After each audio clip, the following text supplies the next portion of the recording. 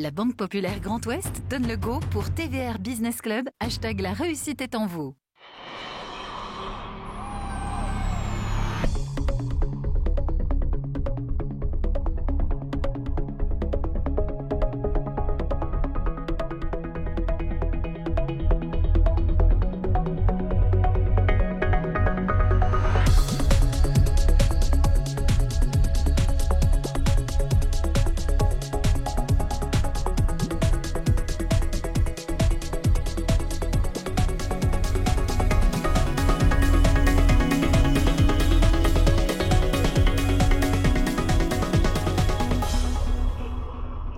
Bonsoir à tous, quel plaisir de vous retrouver pour ce nouveau rendez-vous du TVR BPGO Business Club, l'économie décryptée par ceux qui la font. Merci aux trois intervenants pour cette semaine. Merci à Sophie Langouette-Prigent, vice-présidente de l'Université de Rennes 1. Vous vous occupez aussi de cette vaillante fondation de Rennes 1. À vos côtés, Maurice Bourrigaud, directeur général de la Banque Populaire Grand Ouest. Et merci à Hugues Mély, qui est avec nous, président de Niji et président de BDI, Bretagne Développement Innovation. La semaine passée, nous vous parlions vraiment d'huîtres et vraiment de sa structuration. Aujourd'hui, nous allons rester un peu dans la gastronomie en parlant de chocolat, en parlant de café, mais avec un déplacement complètement vertueux. Qui ne connaît pas aujourd'hui cette société morlaisienne superbement primée depuis maintenant quelques années? Je vous demande d'accueillir par vos applaudissements Jacques Barraud, directeur général de Grains de Sale.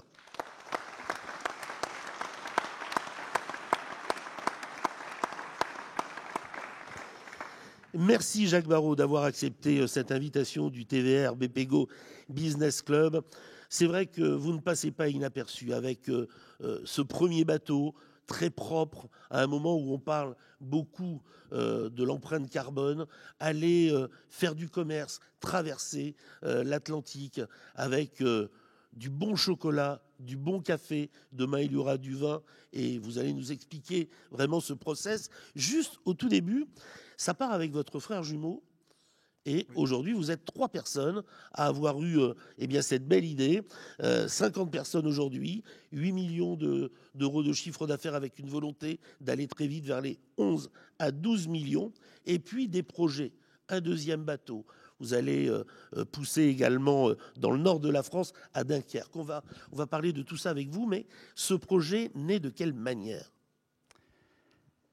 Alors merci de me recevoir et donc de donner cet éclairage sur l'entreprise.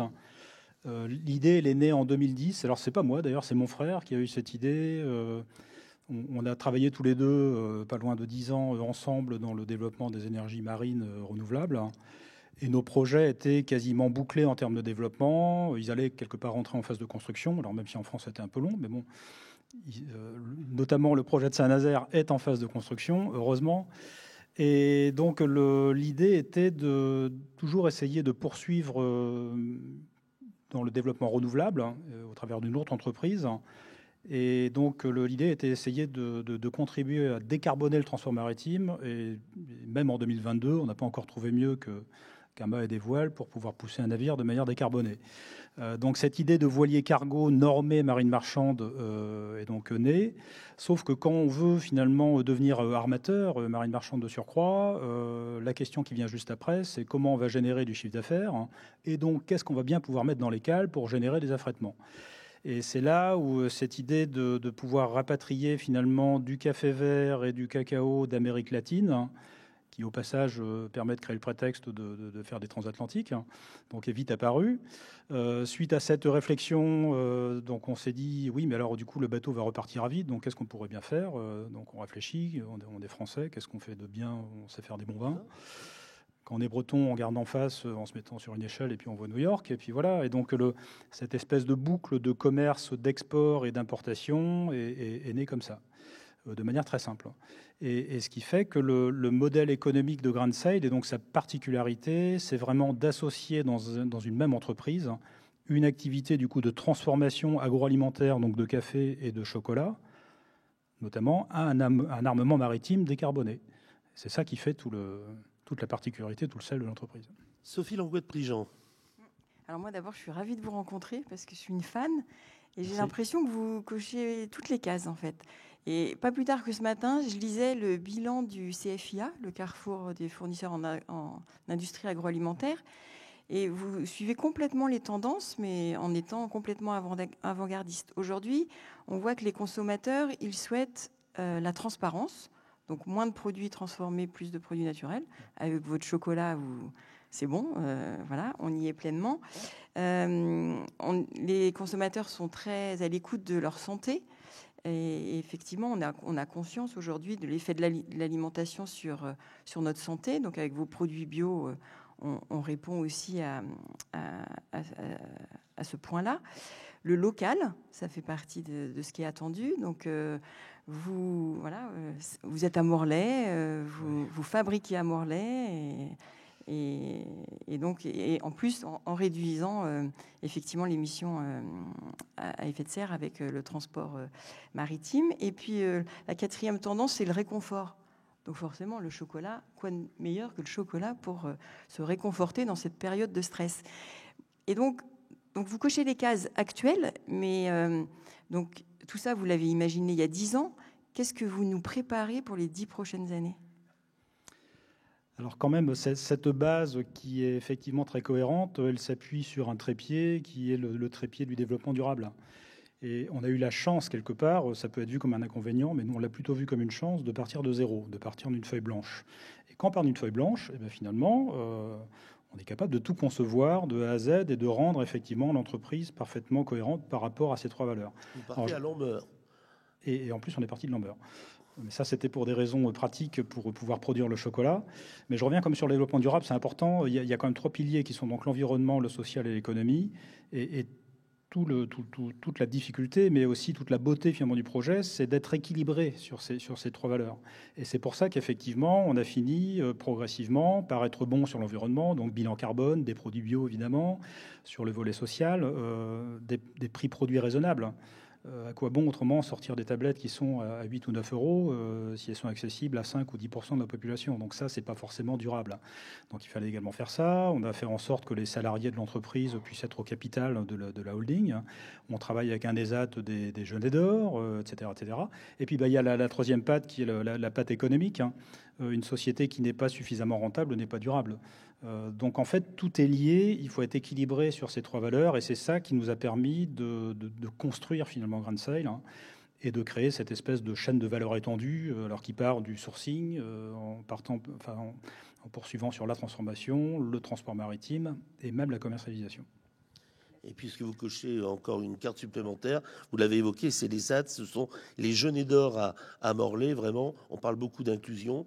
Vous avez déjà transformé l'essai depuis pas mal de temps. Une Mélie. Et juste pour terminer, comme ce que c'était le futur, en fait, le GrainSale, disons, dans une dizaine d'années, ce qu'on a toujours imaginé depuis le début, c'est finalement de créer des 2 côtés de l'Atlantique, de notre belle piscine, l'Atlantique, donc de créer plusieurs torréfactions et chocolateries, donc à la fois à l'échelle européenne, donc pas qu'en France, donc à l'échelle européenne et sur la côte est des États-Unis, donc que ça soit New York, Boston, Washington par exemple, et de relier tout ça à plusieurs navires qui vont alimenter l'ensemble des sites de manière mutualisée. C'est ça en fait la finalité de GrainSale, où du coup finalement on crée un commerce d'import-export décarboné entre l'Europe et les États-Unis. Mais important pour vous de toucher le haut de gamme, chocolat, café, vin et champagne.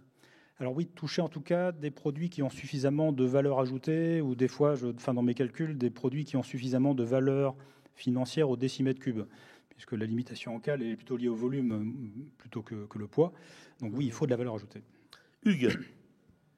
Alors, Jacques Barrault dans Le Léon, il est davantage Alexis Le Gourvenec des artichauts, des tomates et des choux-fleurs, ou Alexandre Legrand des épices? Le producteur ou le transporteur, s'il fallait choisir? Eh bien, les deux. Il est vrai. Peut-être Trégorois. Oui, alors moi, en plus, je suis Trégorois, mais bon, peu importe. On est avant tout breton, et il est vrai que la Bretagne, c'est finalement une région qui est à la fois agroalimentaire, agricole, etc., mais qui est également tournée vers la mer. Et pour le coup, le projet fait les deux. Et nous, on a toujours vu la Bretagne comme une terre d'ouverture Et c'est pour ça que nous, naturellement, le fait de travailler avec les US, etc., c'est quelque chose d'assez logique, finalement. De toute façon, les Bretons, on les voit partout, c'est pas compliqué. On verra toujours un Gwenadu dans une manifestation. Alors, c'est peut-être dû à la couleur. Le noir et blanc est quelque chose de très repérable, mais quand même, il y a des Bretons un peu partout. Et tant mieux. Maurice? Il y a longtemps, avec Stéphane Beignet, qu'on rêve de vous avoir ici, parce que vous racontez une histoire humaine, sociale, économique et financière. Et vous êtes dans la performance financière parce que vous avez des rêves. Vos prochains bateaux. Alors c'est même une nécessité. La difficulté du maritime, c'est que c'est moins difficile techniquement que financièrement. Et le juge de paix en maritime, c'est toujours la finance. En clair, comment passer des PowerPoint à la soudure, c'est d'avoir justement des accords bancaires. Et pour avoir des accords bancaires, c'est comme un pilote d'avion. Si un pilote d'avion n'a pas son tableau de bord et ils ont une manière de lire la situation courante et future, en fait, il n'arrive jamais. Il peut se planter. Pour une entreprise, c'est pareil. Donc, en fait, on a fini par bâtir assez rapidement une modélisation financière assez complète qui nous permet de lire la situation présente, mais également la trésorerie future à moyen terme, en fait à 2-3 ans, et également l'ensemble des soldes intermédiaires de gestion. Et c'est ça qui nous a aidé à pouvoir, on va dire, prouver à nos partenaires financiers qu'on était en capacité d'embarquer de nouveaux actifs, donc de les financer, à la fois côté maritime et côté terrestre, et de le faire en bon ordre, en prouvant quasi mathématiquement que ce qu'on demandait finalement était soutenable financièrement. Et la clé, elle est là. Autrement, une entreprise qui n'est pas pilotée correctement financièrement, de toute façon, se met en risque. Donc, le prochain navire. Et le prochain navire, donc c'est Grancel 2, donc, dont le contrat de construction a été signé là courant janvier. Là, actuellement, ils sont en train de verrouiller les études de détail. C'est ce que fait en fait un chantier qui, quelque part, endosse la responsabilité du design. Donc, ils reprennent nos designs, repassent les boucles de calcul sur l'ensemble de la structure, et les soudures vont démarrer dans l'été, pour un navire qui sera prêt fin 2023. Donc là, on va 50 mètres. Oui, 50 mètres. Donc là, on passe dans une taille qui est résolument plus importante que le premier. Et c'est du coup un navire qui va pouvoir embarquer 350 tonnes dans ses cales sous forme de palettes, puisqu'on est resté sur cette unité logistique extrêmement pratique. Et ce sera donc un navire qui va faire de la transatlantique en permanence, à une vitesse en plus assez significative, puisque c'est un navire qui a une vitesse de carène assez élevée finalement, et on arrive à la même performance qu'un cargo classique. Et on peut même de temps en temps arriver plus tôt, puisque nous, on ne va pas s'arrêter dans des ports intermédiaires pour faire du chargement. On fait du point à point, on va dire du Saint-Malo-New York pour résumer, sur l'allée en tout cas. Et ce qui fait on est capable de prouver qu'avec des purs voiliers, parce que ça c'est aussi une des clés de Grand Sail, on est vraiment sur des concepts de purs voiliers, avec du coup une économie carbone qui varie de 90 à 97%. Donc on ne fait pas semblant, quoi. On n'est pas là pour réduire le bilan carbone, on est là pour le flinguer. C'est un petit peu ce qu'on dit de temps en temps. C'est vraiment notre objectif principal. Sophie? Oui, moi je voudrais revenir sur vos équipes. On a parlé effectivement de vos engagements avec l'ESAT qui met en paquet en fait les chocolats, c'est ça. Et aujourd'hui, toutes les entreprises se plaignent de manque de personnel. Est-ce que les valeurs que vous véhiculez avec l'entreprise vous permettent d'être attractif et de ne pas souffrir de cette manque d'embauche? Oui, effectivement. Il est vrai que quand le sujet est, on va dire, sympa, quand il est beau, quand il est cohérent, intéressant, ça génère un cercle vertueux qui nous aide en fait depuis le début. Il nous a aidé effectivement à recruter. Il nous a même aidé en interne à simplement être motivé tous les matins quand on va au travail, évidemment. Il nous a également aidé même sur les volets financiers, puisqu'on est du coup sur un sujet qui est suffisamment porteur pour aussi donner confiance. Et c'est aussi ce qu'on essaye de montrer au travers de ce projet, c'est que un projet qui est, c'est ce qu'on a voulu vraiment faire au début, c'est quelque part créer une société privée, parce que les privés, on n'est pas noyé sous des subventions, on paye nos impôts, nos salaires et nos fournisseurs comme tout le monde. Et pourtant, on est sur un modèle qui est plus vertueux, ou en tout cas qui essaye de produire sans le faire sur le dos de la planète. Et c'est quand même important. Aujourd'hui, notre seul et unique vaisseau spatial, c'est quand même la Terre. Il faut qu'on fasse avec. C'est pas Elon Musk avec ses fusées qui va permettre à des milliards de gens d'aller ailleurs. Donc on est un peu coincé, et c'est très bien. Il faut donc prendre un petit peu soin de notre planète bleue, et on essaye de le faire très concrètement avec cette entreprise.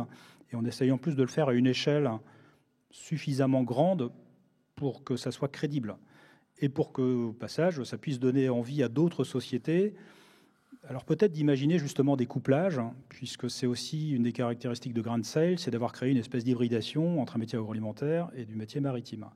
Et quelque part, on n'a peut-être pas innové technologiquement, puisque ça fait comme quelques siècles qu'on fait des voiliers, mais on a innové sous forme d'une organisation, et donc d'un assemblage entre de l'agroalimentaire et du maritime, qui pris isolément, si on avait été que armateur ou que chocolatier ou que torréfacteur, on n'en serait sans doute pas là. Et là, on voit que finalement, un couplage un peu bien pensé, en tout cas, génère beaucoup de synergie. Et donc, il y a peut-être effectivement d'autres couplages qu'on pourrait imaginer. Et j'espère qu'en tout cas, ça donnera des idées à des entrepreneurs. Et vous avez obtenu d'emblée vraiment une vitesse de croisière intéressante. Hugues. Alors dans le transport du produit de bout en bout, il y a la mer, bien évidemment. Donc là c'est clair pour l'éco-responsabilité avec le bateau. Mais il y a l'acheminement du produit avant le chargement. Alors si vous allez chercher du rhum à Marie-Galante, on pourra encore vous l'amener en char à bœuf. Avec plaisir. Et puis il y a la distribution ensuite du produit vers son consommateur. Est-ce que vous envisagez là aussi de rechercher à avoir un impact en passant, le cas échéant, des partenariats avec des initiatives particulières, ou est-ce que c'est pas votre sujet ? En fait, on essaye, et c'est, je pense, aussi un des principes du développement durable, c'est de s'améliorer en permanence. En fait, on n'a jamais fini. Et c'est d'ailleurs ce qu'on essaye de montrer, même sur notre site internet, sur graindesail.com. On a volontairement listé ce qu'on a déjà fait, mais également ce qu'il nous reste à faire. Et des sujets, il y en a, évidemment, il nous reste encore à faire beaucoup de choses pour continuer à nous améliorer. Donc tous les partenariats sont les bienvenus, du moment que ça soit quelque part intelligent, profitable quand même pour l'entreprise, évidemment. Il faut que tout ça puisse durer. Donc si ça a du sens... oui, on est ouvert. Il y a absolument rien de dogmatique, en tout cas, dans ce qu'on fait. On va regarder la situation, on l'analyse. Si ça va dans le bon sens, on peut le faire. Il n'y a pas de limite. Dans les cartons, usine également à Dunkerque, Cap au Nord.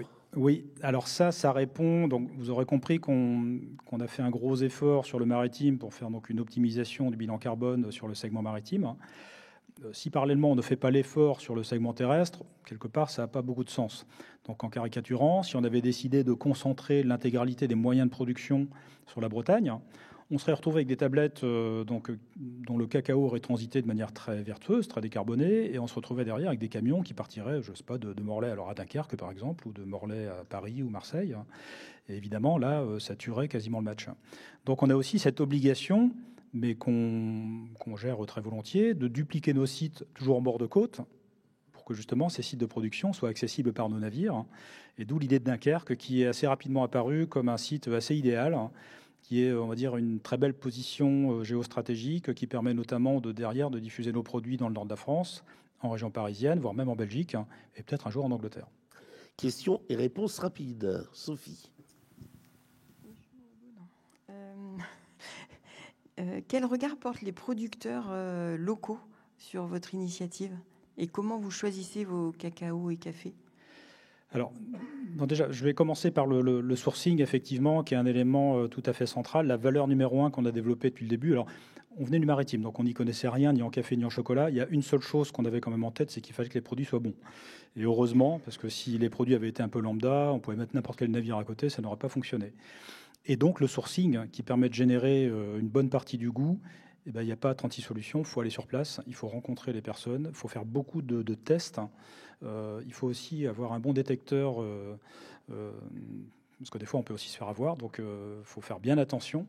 Mais en tout cas, il y a un vrai métier de sourcing. On a actuellement une personne qui s'appelle Javier, en fait, qui est notre correspondant en Amérique latine et qui connaît très très bien le monde du cacao et du café, et qui est notre représentant local et qui nous guide justement pour aller trouver les bonnes matières premières. Voilà. Maurice. Moi, j'ai une question très simple. J'étais avec Franck Priot tout à l'heure et on sait que vous avez eu un culot absolument monstre quand même. Au tout départ, vous passez pour un doux rêveur qui va faire des régates vers New York, etc. Mais comment vous inspirez les jeunes autour de vous ? Quel est le culot, l'audace que vous avez envie de leur instiller ? Alors, le sujet peut paraître audacieux, mais finalement, quand il est bien analysé, bien préparé, et puis développé de manière un peu séquentielle, parce que là, il y a quand même, c'est vrai qu'on s'est mis sur le dos un paquet de métiers, quoi. Donc, il fallait qu'on soit torréfacteur, chocolatier, armateur, exportateur, importateur. Donc, ça fait beaucoup de choses. Mais le fait de développer ça séquentiellement, donc on a commencé par la torréfaction en 2013. Et puis donc, ça nous a permis de lancer la chocolaterie en 2016, qui a été un sujet beaucoup plus compliqué, mais bon, on y est quand même arrivé. Et du coup, de pouvoir lancer le premier navire fin 2018. Et donc, cette séquence de développement nous a permis déjà de montrer qu'on maîtrisait les choses et que le projet allait vraiment aboutir, puisque notre objectif était vraiment de sortir un navire. On n'était pas là pour exercice. Donc, il fallait vraiment que ce navire aboutisse. Et donc, quand on a signé le contrat de construction à l'époque, on était sur un chiffre d'affaires de 2,5 millions à peu près. Et ce qui fait que cette espèce de crédibilité en fait, dans le développement a fait qu'on a attiré assez facilement des jeunes qui, justement, étaient intéressés pour venir travailler dans une entreprise un petit peu hors norme quand même, quoi, avec justement cette notion d'aventure qui est un peu sous-jacente à tout ce qu'on fait, et que nous-mêmes on vit d'ailleurs. Là, je suis un peu le malin, mais franchement, nous on vit aussi cette aventure comme tout le monde. On est régulièrement avec l'équipage. Quand ils sont en pleine Atlantique, on reçoit comme les données satellites, donc des vidéos. De temps en temps, c'est du WhatsApp, et on est avec eux. On vit ça en fait au quotidien, et tous les salariés de l'entreprise le vivent aussi. Donc c'est vrai que c'est une aventure super sympa. C'était aussi un peu le prétexte au début. Quitte à monter une boîte et y passer des heures, autant se marrer un peu quand même. La Bretagne a vraiment bien compris cette donne de l'environnement, parce qu'il y a eu à Brest, il y a quelques semaines, le One Ocean Summit. On y a beaucoup parlé du très beau bateau numéro 2 d'Energy Observer, de Victorien et Russard, Grand Sail. La Bretagne, un peu comme ambassadeur des mers un peu propres, en naviguant malin. Oui, et notamment grâce finalement au tissu industriel breton et même du Grand Ouest en général, qui est quand même extrêmement actif, et qui s'est notamment beaucoup impliqué dans la course au large. Et il est vrai que la course au large, si on prend nos navires, on bénéficie de ce secteur de manière évidente, que ce soit sur des winches de forte capacité, sur le gréement courant, sur les voiles en dacron, etc. Enfin, les technologies sont partout. Donc la course au large, heureusement qu'elle s'est développée assez fortement dans l'Ouest, parce qu'on en bénéficie très directement. Maurice. Vous êtes voileux? Un petit peu, mais pas tant que ça. Je suis plus plongeur en fait que voileux. Mais oui, on l'est forcément un petit peu quand même. Après, on a des vrais marins. C'est, une fois de plus, un navire marine marchande se pilote avec des marins. Donc on a des capitaines 3000, capitaines illimités, des gens qui sont effectivement d'excellents techniciens de la navigation sous voile, qui savent quelque part lire le gréement, qui comprennent de manière très intrinsèque le comportement du navire. Et une chose également importante qu'il faut quand même souligner, c'est peut-être d'ailleurs une différence majeure entre la manière de naviguer aujourd'hui et la manière de naviguer il y a un siècle, c'est qu'on bénéficie, dès qu'on est en mer, en fait, d'un routage H24, qui est en fait lié à une équipe qui est à terre, et qui permet de guider le navire sur une route optimum, qui est en fait le meilleur équilibre entre le fait de bien avancer et d'éviter les zones de météo océanique trop fortes, ou à l'inverse, les zones de pétrole où on resterait scotché.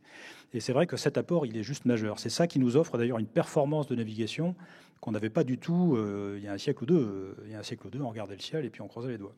Jacques Barrault, qui connaît parfaitement le terrain nautique de Saint-Paul, de Roscoff, de Carantec, fief de votre navigateur Armel Lecléache. C'est là qu'il a fait ses premières armes. Oui. Donc, vous voyez, c'est un projet forcément bien né. Hugues, pratiquement pour la dernière question. Alors, sur l'Aranui, qui est la golette qui ravitaille depuis Papeete et à Tahiti les îles Marquises 3 fois par an en biens essentiels et qui ramène des îles la matière première, le copra et aussi tous les objets de l'artisanat local.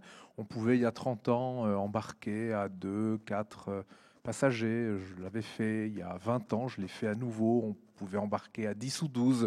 Maintenant, c'est quasiment une golette passagère qui, par ailleurs, embarque des matières.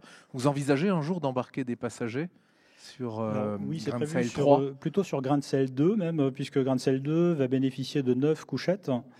On avait prévu 10 au début, mais il y en a une qui sera réservée sous forme d'infirmerie, on va dire. Et sachant qu'il y a 6 marins Grand Sail, il va rester 3 places pour des passagers qui seront probablement quand même des officiers en formation. Parce qu'on va avoir besoin de former des marins, et des marins qui notamment vont être capables de comprendre ce qui se passe au-dessus, comprendre le gréement, comprendre la manière de naviguer sous voile finalement, qui est un petit peu plus compliqué que d'actionner une manette de gaz. Donc voilà, ça va servir beaucoup en fait sous forme de formation. Juste un mot quand même sur l'appellation Grand Sail. Qui a trouvé ? Alors, Grand Sail a été... On avait contacté une boîte de Paris qui s'appelle Creads et qui elle-même, sur un brief qu'on leur envoie, contacte plusieurs centaines en fait, de créatifs partout dans le monde. Et il se fait que, alors je crois que la marque a été trouvée par une personne de La Réunion. Et il est vrai qu'on avait une liste, je me souviens à l'époque, d'une dizaine de noms, et Grain de Sel qui était en plein milieu, et on a dit, bon, déjà, pourquoi on n'y a pas pensé avant, mais bon. Et donc on est parti là-dessus. Après, il y a eu un logo qui a été développé, qui est un logo qui veut évoquer à la fois l'aventure, enfin, la notion de voile, et puis un compas. Et puis voilà, c'était parti, quoi. Et l'aventure est partie. Merci beaucoup à Sophie. Hugues, merci Maurice de nous accueillir dans ce très bel atrium. On peut vraiment applaudir bien fort Jacques Barrault et l'ensemble des équipes de Grain de Sel. On a bien compris, l'aventure ne fait que commencer. Merci à tous. On se donne rendez-vous très vite pour votre TVR BPGO Business Club. Merci au public. Merci à vous chez vous.